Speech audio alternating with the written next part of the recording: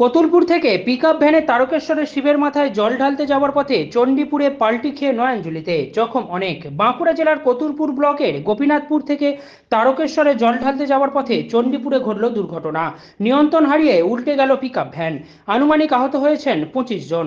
স্থানীয় মানুষজনের ও পুলিশের সহযোগিতায় তাদের তৎক্ষণাৎ উদ্ধার করে আরামবাগ মেডিকেল কলেজ হাসপাতালে পাঠানো হয়। আরামবাগ টাইমসের রিপোর্ট।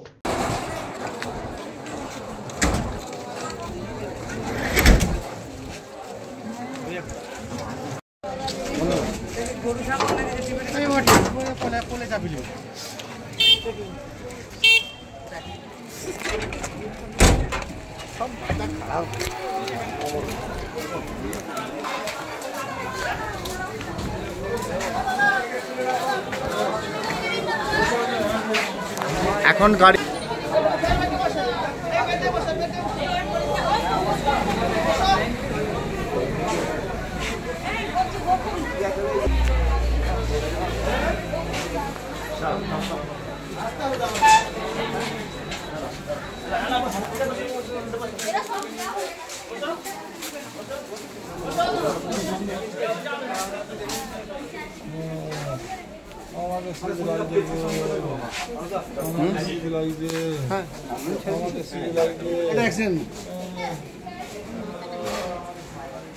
এগুলো সব নাকি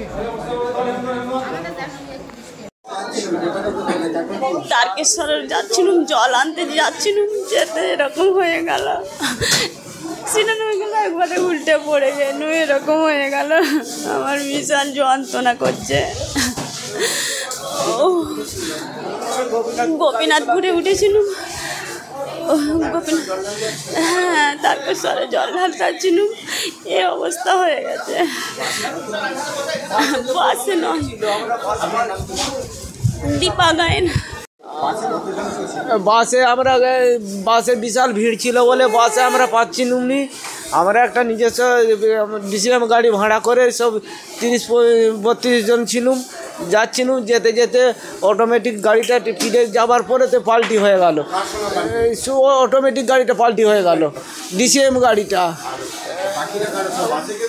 না, বাসের কেউ থাকেনি। হ্যাঁ, ডিসিএমেই ছিল। হ্যাঁ, ডিসিএমের সঙ্গে হয়েছে। একবার ধানবাড়ি উল্টে সব পড়ে গেল, পিচ রাস্তায় আরে সব পড়ে গেছি। দিয়ে সব কত কেমন আবার হাত পা ভেঙে গেছে, কারো মাথা ফেটে গেছে। সেসব গোপীনাথপুর কালীতলার কাছে।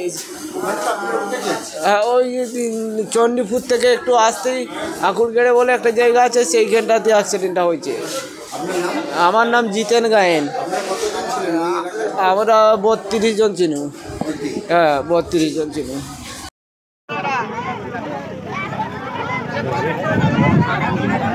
আর একজনের হয়েছে, হ্যাঁ, তার অবস্থা গাড়ি গেছে।